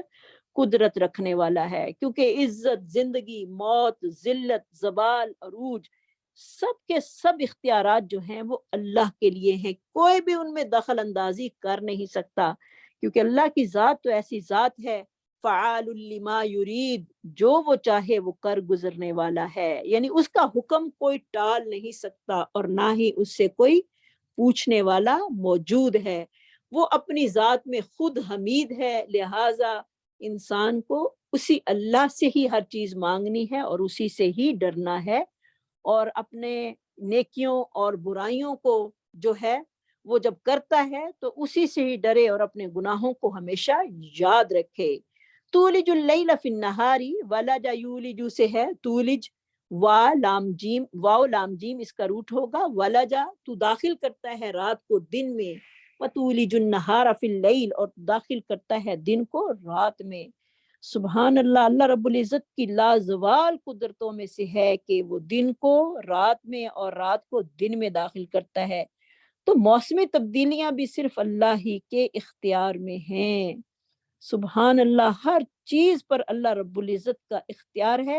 اور مکمل اختیار ہے. کیسے موسم سرما میں راتیں جو ہیں وہ لمبی ہو جاتی ہیں، دن مختصر ہو جاتے ہیں، اور گرمیوں کی راتیں جو ہیں ان کا دورانیہ کم ہو جاتا ہے اور دن جو ہے وہ لمبا ہو جاتا ہے. کوئی ہے ایسا کہ جو دن کو رات میں اور دن کو رات کو دن میں جو ہے وہ ڈال دے؟ ہوتے یہ 24 گھنٹے کے ہی ہیں دن رات، لیکن موسم کی تبدیلی کی وجہ سے کیسے اللہ رب العزت جو ہیں ان کو ان میں داخل کر دیتے ہیں. تو یہ اللہ کے ہی کام ہے، کوئی بندہ یہ کر ہی نہیں سکتا. اور پھر دن اور رات کا آنا یہ بھی اللہ کی نعمتوں میں سے ایک بہت بڑی نعمت ہے. اگر ان ملکوں سے پوچھیے جہاں پر 6 مہینے دن اور 6 مہینے جو ہیں وہ رات ہی رہتی ہے، ان کا کیا حال ہوتا ہوگا. تو اللہ کا بڑا یہ کرم ہے، فضل ہے کہ اس نے دن کو کام کا ذریعہ بنایا اور رات کو سکون حاصل کرنے کا ذریعہ بنایا. اور پھر اللہ کے حکم کے مطابق دن رات جو ہیں وہ ایک دوسرے کے پیچھے چلے آ رہے ہیں، اور یہ اللہ کی توحید پر سب سے بڑی دلیل ہے. تو اگر اللہ تعالیٰ رات کو، جیسے کہ اللہ رب العزت سورۃ قصص میں فرماتے ہیں قُلْ أَرَأَيْتُمْ إِنْ جَعَلَ اللَّهُ عَلَيْكُمُ اللَّيْلَ سَرْمَدًا إِلَى يَوْمِ الْقِيَامَةِ مَنْ إِلَٰهٌ غَيْرُ اللَّهِ يَأْتِيكُمْ بِضِيَاءٍ أَفَلَا تَسْمَعُونَ. اے پیغمبر کہہ دیجئے، بتلاؤ تو صحیح، اگر اللہ تعالیٰ تم پر قیامت تک رات ہی برابر کر دے تو سوائے اللہ کے کون ہے جو تمہارے پاس دن کی روشنی لائے؟ کیا تم غور سے سنتے نہیں؟ یعنی انسان تو دن لانے پہ قادر ہی نہیں، دن ہے تو رات لانے پہ قادر نہیں. تو یہ اللہ رب العزت کا ہی کمال قدرت ہے جو کہ ہمیں روز نظر آتا ہے. اور اگر ہمارے اندر اولی الالباب والی بصیرت ہے تو ہمیں اس پر غور و فکر کرنے کی بھی دعوت اللہ رب العزت دے رہے ہیں کہ دیکھو یہ کیسے نظام جو ہے وہ اللہ تعالیٰ چلاتے ہیں۔ پھر آگے اللہ تعالیٰ کیا فرما رہے ہیں، وَتُخْرِجُ الْحَيَّ مِنَ الْمَيِّتِ وَتُخْرِجُ الْمَيِّتَ مِنَ الْحَيِّ، تو ہی نکالتا ہے زندہ کو مردے سے، اور تو نکالنے والا ہے مردہ کو زندہ سے۔ سبحان اللہ، کیا اللہ رب العزت کی شانیں ہیں، اللہ کی تسبیحات، کیسے دل انسان کا جو ہے وہ اللہ کی عظمت سے لبریز ہو جاتا ہے کہ میرا رب کتنی قدرتوں کا مالک ہے، کہ وہ زندہ کو مردہ سے نکال دیتا ہے، جیسے کہ گٹھلی کھجور کے پودے اور دانے سے، کھیتی اور انڈے سے پرندہ وغیرہ جو ہے وہ اللہ رب العزت پیدا کر دیتے ہیں۔ مادی لحاظ میں ہم جب دیکھیں تو گٹھلی کھجور کے اندر ہے، اور پودے اور دانے سے کھیتی، کیسے انسان دانہ بوتا ہے تو کتنی کھیتی جو ہے وہ وجود میں آ جاتی ہے، اور انڈوں میں سے اللہ رب العزت کیسے پرندے وغیرہ جو ہیں نکال دیتے ہیں۔ سبحان اللہ، یہ اللہ رب العزت کا ہی کمال ہے کہ وہ جانور اس پر بیٹھتا ہے اور اس میں گرمی پیدا ہوتی ہے اور بچہ جو ہے وہ پیدا ہو جاتا ہے۔ اور مانوی لحاظ سے جب ہم دیکھیں تو یہ بھی ایک بہت بڑی قدرت ہے اللہ کی، کہ وہ کیسے میت میں سے زندہ کو نکالتا ہے، کہ جاہلوں میں سے اللہ تعالیٰ عالم لوگ پیدا کر دیتے ہیں اور کافروں سے مومن کو پیدا کر دیتے ہیں۔ تو جاہل میں سے عالم کا پیدا ہونا اور کافر سے مومن کا پیدا کرنا بہت ہی بڑی قدرت ہے اللہ رب العزت کی۔ تو یہ ساری چیزیں جو ہیں وہ اللہ کی قدرت کی گواہ ہیں۔ ایک مرتبہ نبی صلی اللہ علیہ وسلم ازواج مطہرات میں سے کسی ایک زوجہ کے گھر تشریف لائے، آپ نے ایک با اخلاق خاتون کو دیکھا، اور تو آپ صلی اللہ علیہ وسلم نے پوچھا یہ کون ہے؟ بتلایا گیا یہ اسود بن عبد یعوس کی بیٹی خالدہ ہے جس نے اسلام قبول کیا ہے۔ نبی صلی اللہ علیہ وسلم نے فرمایا سبحان اللہ یخرج الحی من المیت، اللہ تعالیٰ ہر قسم کے عیب و نقص سے پاک ہوتا ہے جس نے مردہ کو زندہ سے نکال دیا، کیونکہ یہ ایک بڑی نیک خاتون تھی، جبکہ اس کا باپ جو تھا وہ کافر تھا۔ تو کیونکہ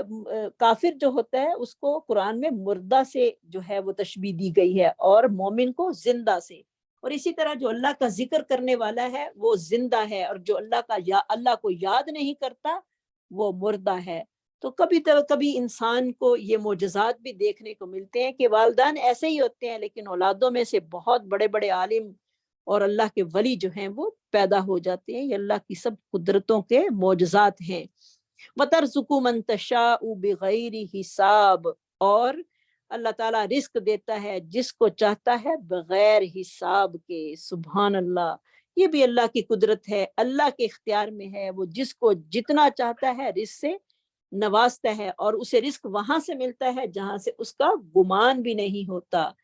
تو جس کو رزق کی کمی ہے اس کے لیے اللہ رب العزت کیا فرماتے ہیں، وَمَن يَتَّقِ اللَّهَ يَجْعَل لَّهُ مَخْرَجًا، جو اللہ سے ڈر جاتا ہے اللہ تعالیٰ اس کے لیے نکلنے کا راستہ بنا دیتے ہیں۔ وَيَرْزُقُهُ مِنْ حَيْثُ لَا يَحْتَسِبُ، اور جو کوئی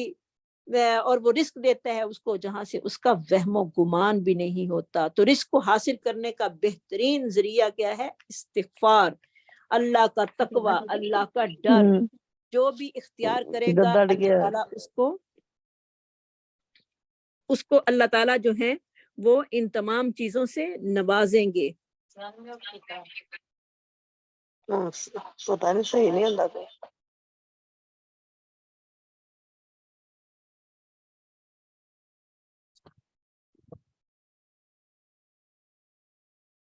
تو اللہ رب العزت جو ہے وہ رزق دینے پر بھی قادر ہیں، جس کو جتنا چاہیں رزق دے سکتے ہیں۔ تو وَتَرْزُقُ مَن تَشَاءُ بِغَيْرِ حساب، اسی لیے نبی صلی اللہ علیہ وسلم کا فرمان ہے جس شخص نے استغفار کثرت سے کیا اللہ تعالیٰ اس کے لیے ہر تنگی سے نکلنے کا راستہ بنا کر اسے غم سے نجات دے گا، اور رزق وہاں سے عطا کرے گا جہاں سے اسے گمان بھی نہیں ہوگا۔ یعنی استغفار جو ہے وہ رزق میں جو ہے وہ اضافے کا باعث ہے۔ سبحان اللہ،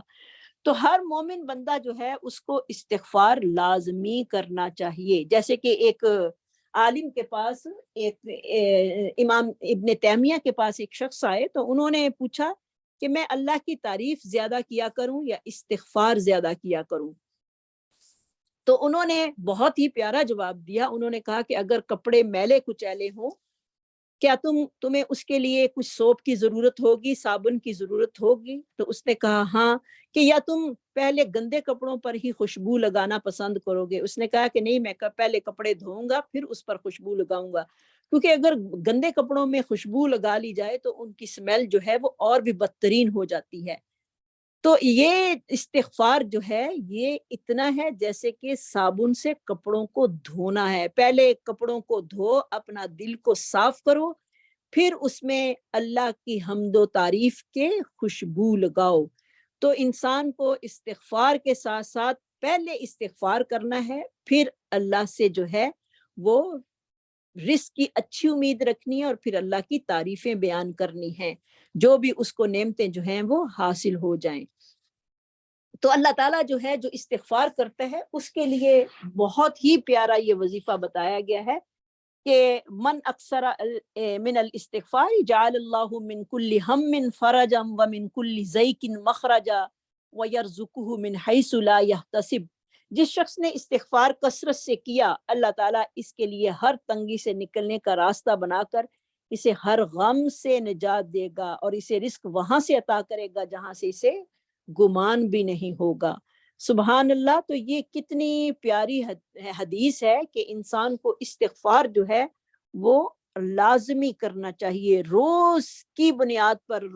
ہماری بیس جو ہے وہ صبح استغفار سے جو ہے وہ شروع ہونی چاہیے، اور پھر ہمیں اپنے ہر گناہ کو یاد کر کے اللہ سے جو ہے وہ معافی مانگنی چاہیے۔ سیدنا معاذ کہتے ہیں کہ ایک آدمی نے قرض لیا اور ادائیگی قرض کی، اس نے کہا کہ مجھ میں استطاعت نہیں تھی کہ میں اب اسے ادا کر دوں۔ 2-3 دن میں شرم کے مارے گھر سے نہ نکلا۔ اس نے مجھے اگر اس نے مجھ سے قرض کا مطالبہ کیا تو کیا ہوگا؟ نبی صلی اللہ علیہ وسلم نے مجھے گھر سے نہ نکلنے کی وجہ دریافت فرمائی تو میں نے ساری بات بیان کر دی۔ یہ سن کر آپ صلی اللہ علیہ وسلم نے فرمایا، کیا میں آپ کو ایسی دعا نہ سکھاؤں کہ اگر آپ پر پہاڑوں کی مانند بھی قرض کیوں نہ ہو، اللہ تعالیٰ اپنی رحمت سے اس کی ادائیگی کی توفیق جو ہیں وہ تجھے عطا فرما دیں گے۔ میں نے فرمایا کیوں نہیں اے اللہ کے رسول، ضرور بتائیں۔ تو آپ صلی اللہ علیہ وسلم نے جو تھی وہ ان کو یہ بتائی، قل اللہم مالک الملک تؤتی الملک من تشاء وتنزع الملک ممن تشاء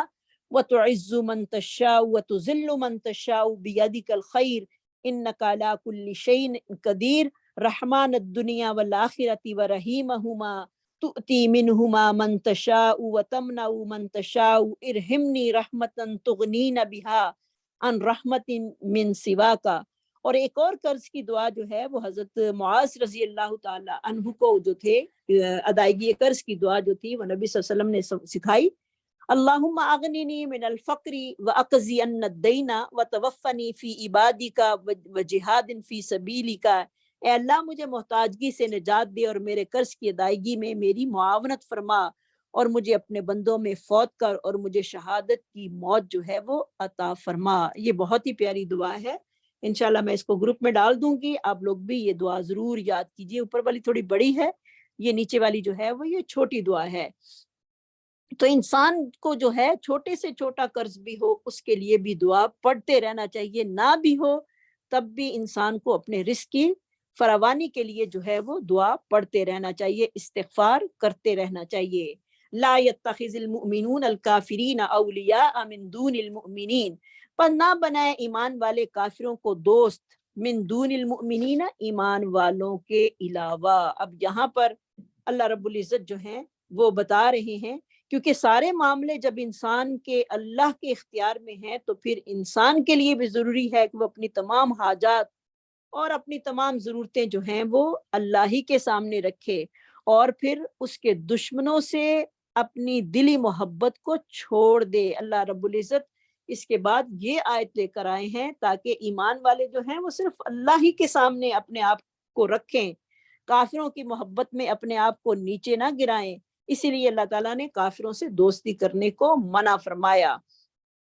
کیونکہ اس کائنات میں 2 طرح کے لوگ جو ہیں وہ آباد ہیں، ایک تو اللہ کے فرما بردار ہیں اور دوسرے نافرمان ہیں۔ لیکن اللہ رب العزت کا جو نظام دنیا چل رہا ہے اس میں کوئی بھی فرق جو ہے وہ نہیں ہے، نہ کسی نافرمان کے لیے اور نہ کسی فرما بردار کے لیے، کیونکہ انسان دنیا جو ہے وہ عمل گاہ ہے، اس میں جو اس کو جزا اور سزا ملے گی وہ آخرت میں ملے گی۔ لیکن اللہ رب العزت نے مومنوں کو کافروں سے دوستی نہ رکھنے کے لیے جہاں پر کہا ہے، ایک اور جگہ پر سورۃ ممتحنہ میں بھی آتا ہے، یا ایھا الذین آمنوا لا تتخذوا عدوی وعدوکم اولیاء، اے لوگو ایمان والو، نہ تم میرے دشمنوں کو اور اپنے دشمنوں کو دوست نہ بناؤ، تمہاری دلی دوستی جو ہے ان لوگوں کے ساتھ نہیں ہونی چاہیے۔ ویسے کاروباری میں مدد لینا یا کاروبار میں ان کا ساتھ دینا یا اس میں کرنا وہ جائز ہے، کیونکہ نبی صلی اللہ علیہ وسلم بھی جو تھے وہ یہود اور نصارہ کے ساتھ جو تھے اپنے کام وغیرہ کرواتے تھے، لیکن دلی محبت جو ہے ان لوگوں کے ساتھ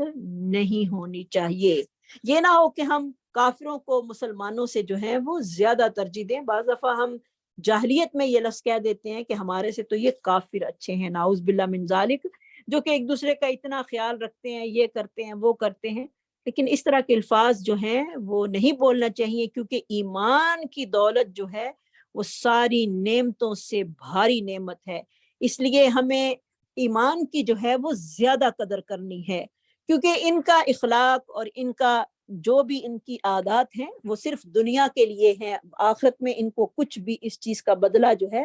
وہ نہیں ملے گا۔ جبکہ ایمان والا چھوٹی سی بھی نیکی کرے گا تو اس کی نیکی اگر اللہ کے لیے ہے تو اس کو محفوظ کر لیا جائے گا۔ تو ایمان والوں کو یہ چیز ہمیں اپنے بچوں کو بھی جو ہے وہ کروانی ہے، کہ میک شور کروانی ہے کہ ہمیں کافروں کو دوست نہیں بنانا، ہمیں ایمان والوں کے ساتھ دوستی رکھنی ہے، کیونکہ صحبت کا اثر جو ہے وہ بہت زیادہ ہوتا ہے۔ کہیں انسان جو ہے ان کے ساتھ دوستی کر کے ان کے رنگ میں ہی جو ہے وہ نہ رنگ جائے۔ دیکھ لیں آج ہمارے بچے جو اسکولوں میں جاتے ہیں، ان کا ایکٹ اور ان کی زبان اور ان کے بولنے کا انداز سارا انہی لوگوں جیسا ہی ہو جاتا ہے، اور پھر ہم پریشان بھی ہوتے ہیں، لیکن پھر کہتے ہیں کہ مجبور ہیں، کیا کیا جائے۔ لیکن ان کو اگر ہم اویئرنیس دے دیں اس بات کی تو انشاءاللہ، اور ان کے لیے دعا بھی کریں کہ ہمارے بچوں کو اللہ نیک دوست نصیب فرما، تو انشاءاللہ اللہ تعالیٰ ایمان والے دوست بھی نصیب کر دے گا۔ اور بچوں کو اس چیز کی اویئرنیس دینی بہت ضروری ہے کہ کافروں کے ساتھ ہاں ہیلو ہائے اخلاق اپنا دکھانا ہے، تاکہ وہ مومنوں کا اخلاق دیکھ کر ہو سکتا ہے اسلام والے ہی ہو جائیں، لیکن دلی محبت ان کے ساتھ نہیں کرنی۔ وَمَن يَفْعَلْ ذَلِكَ، اور جو کوئی یہ کام کرے گا، یعنی کوئی ان کے ساتھ دوستی لگائے گا یا ان کے ساتھ دلی محبت کرے گا، فَلَيْسَ مِنَ اللَّهِ شَيْئًا، تو اللہ کی طرف سے اسے کچھ بھی نہیں، إِلَّا أَن تَتَّقُوا مِنْهُمْ، مگر یہ کہ تم بچو ان سے بچنا، یعنی اللہ کی طرف سے پھر اس کی رہنمائی جو ہے وہ نہیں ہوگی، جو کہ کفار کو اپنا دوست بنائے گا اور پھر اس کا تعلق اللہ سے نہیں ہوگا۔ کتنی بڑی بات یہاں پر اللہ رب العزت ہمیں بتا رہے ہیں کہ پھر اس کا تعلق اللہ کے ساتھ نہیں ہوگا۔ اپنی قلبی دوستی جو ہے وہ صرف ایمان والوں کے ساتھ کرنی ہے، اور ایمان والوں کو ہی جو ہے وہ ہم نے ترجیح دینی ہے۔ لیکن ان کے شر سے بچنے کے لیے اگر تمہیں کوئی بات ایسی کرنی پڑ جائے تو اس کو ہم کر سکتے ہیں،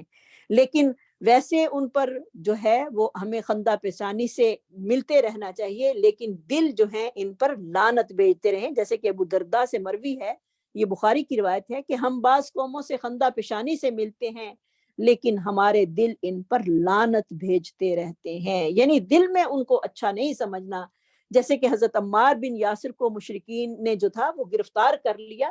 اور انہوں نے کہا کہ جب تک تم بتوں کی تعریف اور محمد صلی اللہ علیہ وسلم کو نعوذ باللہ برا نہیں کہو گے، اس وقت تک ہم تمہیں نہیں چھوڑیں گے، یعنی قتل کر دیں گے۔ انہوں نے ان کے کہنے پر ایسا ہی کیا، نبی صلی اللہ علیہ وسلم کے پاس آیا اور اس کا تذکرہ کیا کہ نبی صلی اللہ علیہ وسلم نے فرمایا کیف تجد قلبک، اپنے دل کی کیفیت کیسے پاتا ہے، یعنی تیرے دل میں کیا تھا۔ عمار رضی اللہ تعالیٰ عنہ نے کہا کہ مطمئن بالایمان، میرا دل ایمان کے ساتھ مطمئن ہے۔ تو آپ صلی اللہ علیہ وسلم نے فرمایا وَإِنْ عَادُوا فَعُودْ، اگر وہ تیرے ساتھ دوبارہ ایسا کریں، یعنی اپنی جان بچانے کے لیے اوپر سے ایسے الفاظ کہہ دینا جائز ہیں، اگر تیرے ساتھ دوبارہ ایسا کریں تو اس طرح مسلط سے کام لیتے ہوئے پھر ایسا کر لینا،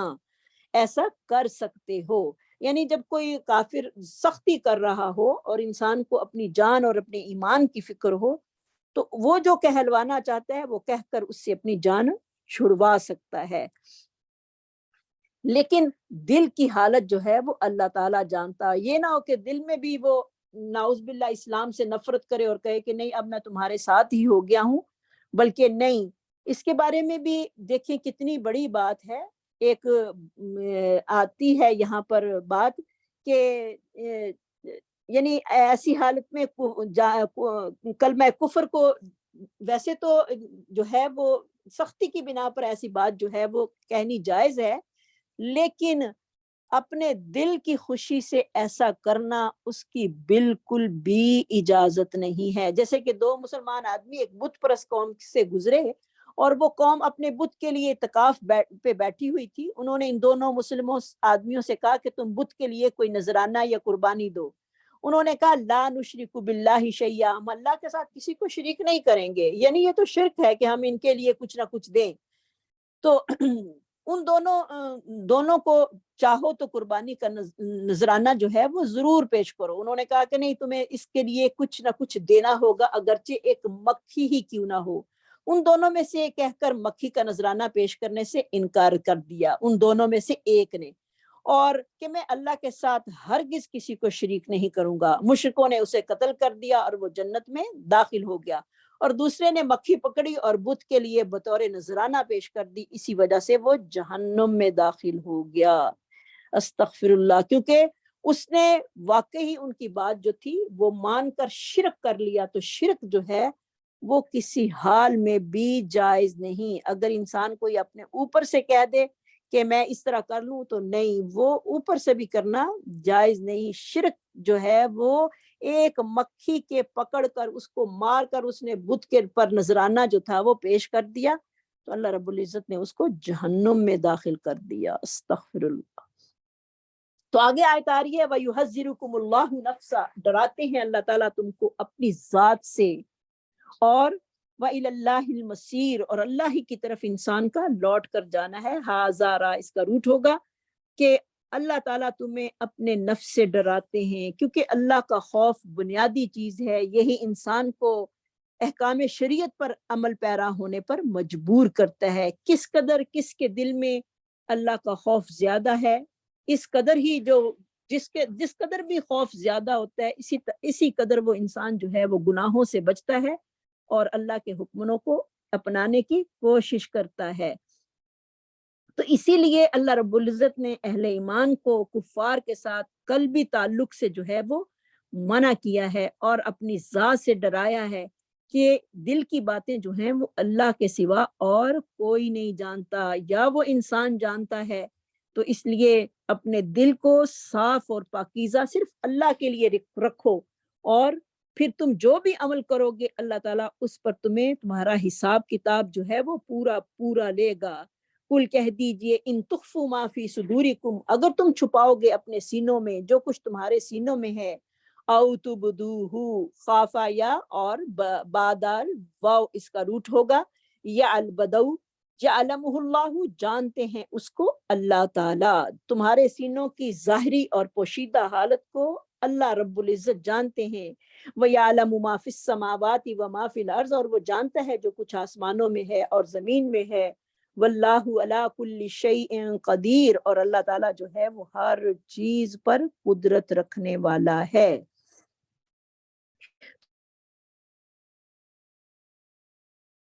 رب العزت جانتے ہیں کہ کتنا اس کو کافروں سے پیار ہے اور کتنا اس کو اللہ سے محبت ہے. تو لہٰذا تم اللہ سے کوئی چیز بھی چھپا نہیں سکتے. انسان کو جب اللہ کی قدرت کا پتہ چل جائے کہ میرا رب اتنا قادر ہے کہ وہ میرے دل میں آنے والے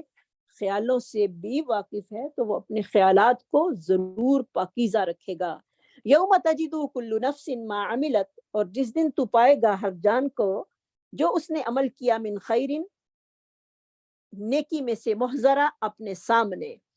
جس دن ہر نفس اپنی کی ہوئی نیکیوں اور برائیوں کو موجود پا لے گا، جس دن پائے گی ہر جان ما عملت یوم، جس دن تجدو پائے گی کل نفس ہر جان ما عملت جو اس نے عمل کیا، من خیرن نیکی سے، محضرہ اپنے سامنے. ہازارہ اس کا روٹ ہوگا، اور انسان کو نیکی اور گناہ جو ہیں وہ سامنے نظر آنے شروع ہو جائیں گے. قیامت والے دن انسان جو ہے اپنے نیک اعمال کو دیکھ کر خوش ہوگا اور سزا کی صورت میں برے اعمال کو حسرت بری نظروں سے دیکھتا ہوا افسوس اور پچھتانے کے سوا کچھ بھی نہیں کر سکے گا۔ کیونکہ نیک عمل چاہے تھوڑا ہی کیوں نہ ہو، قیامت والے دن وہ بھی انسان کے لیے انتہائی نفع بخش ہوگا۔ جیسے کہ اس کے بارے میں ایک بہت ہی پیاری حدیث آتی ہے، عبداللہ بن عمر سے مروی ہے کہ نبی صلی اللہ علیہ وسلم نے فرمایا کہ قیامت کے دن اللہ تعالیٰ میری امت کے ایک شخص کو الگ کر کے لوگوں کے سامنے لائے گا، پھر اس کے گناہوں کے 99 دفتر کھولے جائیں گے۔ اللہ اکبر! اتنے گناہ ہوں گے کہ ان کے 99 اس کے دفتر ہوں گے، اتنے پلندے ہوں گے، ہر دفتر تا حد نگاہ پھیلا ہوگا۔ اللہ تعالیٰ فرمائیں گے کیا تو اس میں سے کسی گناہ کا انکار کرتا ہے کہ یا میرے محافظ کاتبوں نے تجھ پر کوئی ظلم کیا ہے یا تیرے ہی اعمال لکھے ہیں؟ وہ کہے گا نہیں، انہوں نے تو کوئی ظلم نہیں کیا بلکہ یہ میرے ہی اعمال ہیں جو میں نے کیے تھے اور انہوں نے لکھے ہیں۔ اللہ تعالیٰ فرمائے گا کیا تیرے پاس کوئی عذر ہے؟ وہ کہے گا نہیں، میرے پاس کوئی عذر نہیں، میں کیسے عذر بیان کروں؟ تو اللہ تعالیٰ فرمائیں گے تیری ایک نیکی ہمارے پاس محفوظ ہے، آج تجھ پر کوئی ظلم نہیں ہوگا۔ پھر ایک پرچی نکالی جائے گی، اس میں لکھا ہوگا اشہد اللہ الہ الا اللہ و اشہد ان محمدن عبدہ و رسولہ۔ اللہ تعالیٰ فرمائیں گے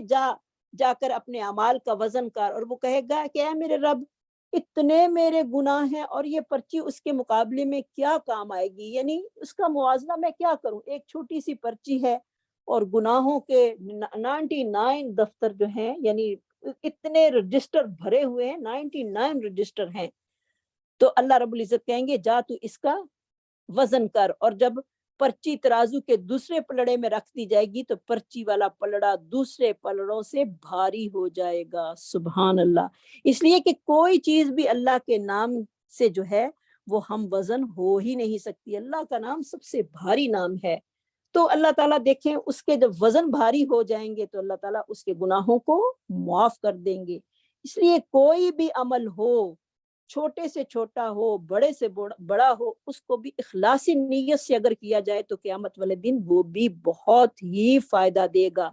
اور جس طرح انسانوں کے وزنوں کو تولا جائے گا، اسی طرح صاحب اعمال کو بھی جو ہے وہ تولا جائے گا۔ انسان کا بھی اپنا وزن بھی اس دن ہوگا، جس نے نیک عمل کیے ہوں گے، جس نے برے عمل کیے ہوں گے۔ تو قیامت والے دن ان کو جنہوں نے نیک عمل کیے ہوں گے ان کو اللہ تعالیٰ کے ہاں مقام اور مرتبہ جو ہے ان کو ملے گا۔ جیسے کہ عبداللہ بن مسعود سے روایت ہے کہ رسول اللہ صلی اللہ علیہ وسلم نے انہیں درخت سے مسواک اتارنے کے لیے کہا، اور وہ اپنے متعلق خود فرماتے ہیں کہ میری پنڈلیاں بڑی باریک تھیں، ہوا چلی اور وہ ڈگمگانے لگے، یعنی اتنی پتلی پتلی ٹانگیں تھیں ان کی۔ صحابہ اکرام یہ منظر دیکھ کر ہنسنے لگے، یعنی صحابہ کو ہنسی آ گئی کہ دیکھیں عبداللہ بن مسعود کی پنڈلیاں جو ہیں وہ ٹانگیں جو ہیں وہ ہوا کی وجہ سے جیسے کانپ رہا ہوتا ہے انسان، اسی طرح ہیں۔ ان کے نبی صلی اللہ علیہ وسلم نے ان کے ہنسنے کی وجہ پوچھی تو انہوں نے عرض کی کہ عبداللہ بن مسعود کی باریک پنڈلیوں کی وجہ سے ہم ہنس رہے تھے۔ تو آپ صلی اللہ علیہ وسلم نے فرمایا مجھے اللہ کی قسم میزان میں یہ پنڈلیاں قیامت کے روز احد پہاڑ سے بھی زیادہ بھاری ہوں گی۔ سبحان اللہ! تو انسان کے اعمال کے ساتھ اس کا اپنے جسم کا بھی وزن جو ہے اس دن کر دیا جائے گا۔ اور جیسے کہ عبداللہ بن مسعود جو تھے وہ مفسر قرآن تھے اور بہت بڑے عالم تھے، قرآن کے بہت زیادہ تفسیر کی انہوں نے قرآن کی، اور نبی صلی اللہ علیہ وسلم نے کے دور میں تھے اور آپ صلی اللہ علیہ وسلم کے صحابی تھے۔ اور اسی طرح نبی سیدنا ابو درداء رضی اللہ تعالیٰ عنہ سے مروی ہے کہ نبی صلی اللہ علیہ وسلم نے فرمایا کہ روز قیامت کے دن میزان میں رکھی کوئی اشیاء میں سے سب سے بھاری چیز جو ہے وہ اچھا اخلاق اور کردار ہوگا۔ سبحان اللہ! جو کہ اوزان کو بھاری کرے گا۔ ہمیں اس چیز کی کبھی فکر نہیں ہوئی کہ ہمارے اعمال کا بھی وزن ہونا ہے، اگر تو وہ وزنوں میں کم ہو گئے تو فَأُمُّهُ هَاوِيَةٌ، تو انسان کو ہاویہ میں جانا پڑے گا۔ اللہم لا تجعلنا منہم۔ اور اگر وہ بھاری ہو گئے فَهُوَ فِي عِيشَةٍ رَاضِيَةٍ فَأَمَّا مَنْ ثَقُلَتْ مَوَازِينُهُ فَهُوَ فِي عِيشَةٍ رَاضِيَةٍ، جس کے اوزان قیامت والے دن بھاری ہو گئے تو وہ جنت میں جائے گا اور عیش و عشرت میں ہوگا۔ تو برے اعمال بھی جو ہیں وہ بھی انسان کے جو ہیں ہوں گے، جیسے کہ ابو ہریرہ بیان کرتے ہیں کہ نبی صلی اللہ علیہ وسلم نے فرمایا قیامت کے دن اللہ کی بارگاہ میں ایک موٹا تازہ طاقتور نافرمان آدمی پیش ہوگا، اللہ کے ہاں اس کا وزن مچھر کے پر کے برابر بھی نہیں ہوگا۔ جیسے کہ ہم سورت اس میں پڑھتے ہیں، سورت کہف میں، فَلَا نُقِيمُ لَهُمْ يَوْمَ الْقِيَامَةِ وَزْنًا، اگر تم چاہو تو یہ آیت پڑھ سکتے ہو کہ قیامت والے دن ان کے لیے کوئی ترازو قائم نہیں ہوگا۔ اور پھر مصیبت اور پریشانی میں جب گناہگار کو اس کا نامہ اعمال بائیں ہاتھ میں دیا جائے گا اور اسے جہنم میں پھینکنے کا حکم جاری ہوگا تو وہ چیخ چیخ کر کیا کہے گا، یا لیتنی لم اوت کتابیا، ہائے کاش کہ آج میں اپنا اعمال نامہ نہ دیا جاتا، ولم ادری ما حسابیا، اور میں نہیں جانتا تھا کہ میرا حساب کیا ہوگا، یا لیتہا کانت القاضیہ، کاش کہ یہ موت مجھے ختم کر دینے والی ہوتی، ما اغنا انی مالیا، اور نہ میرا عہدہ اور میرے سلطنت جو ہے وہ باقی رہی۔ حکم ہوگا اس نافرمان کو پکڑو اور اسے توق پہناؤ، دوزخ میں دھکیل دو اور پھر اسی زنجیر میں جگڑ دو جس کی لمبائی 70 گز ہے۔ استغفر اللہ، اس کا قصور کیا ہے؟ انہ لا یؤمن باللہ العظیم، یہ اللہ بزرگ و برتر پر حقیقی معنوں میں کامل یقین نہیں تھا۔ ولا یحض علی طعام المسکین، اور نہ وہ خود مسکین کو کھانا کھلاتا تھا اور نہ دوسروں کو رغبت دلاتا تھا۔ اللہ اکبر، اللہم لا تجعلنا منہم۔ یہ بہت ہی اہم پوائنٹ ہے ہم سب کے لیے کہ قیامت والے دن جب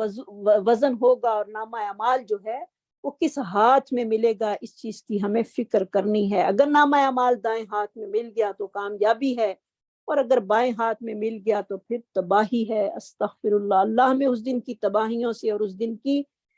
اللہ تعالیٰ رسوائیوں سے ہمیں محفوظ فرمائے۔ تودوا لو ان بینہا و بینہ امدا بعیدا، اور وہ خواہش کرے گا، واو دال دال اس کا روٹ ہوگا، کہ کاش کہ اس کے درمیان اور اس کے گناہوں کے درمیان دور کا فاصلہ ہو جائے، اسے اب گناہ نظر ہی نہ آئیں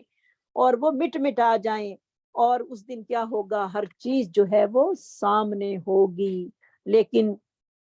انسان اس دن کچھ بھی نہیں کر سکے گا۔ جس کا نامہ اعمال بائیں ہاتھ میں دیا گیا اس دن اس کے لیے پھر خیر نہیں ہے۔ تودو، وہ خواہش کرے گا، لو ان بینہا و بینہ امدا بعیدا، کاش کہ اس کے درمیان اور اس کے گناہوں کے درمیان دور کا فاصلہ ہو جائے۔ جیسے کہ ہم دعا پڑھتے ہیں، اللہم باعد بینی و بین خطایا کما باعدت بین المشرق والمغرب، جب پڑھتے ہیں تو سوچ کر نہیں پڑھتے، اللہ ہمارے درمیان اور ہمارے گناہوں کے درمیان ایسے ہی فاصلہ ڈال دے جس طرح مشرق اور مغرب کا فاصلہ ہے۔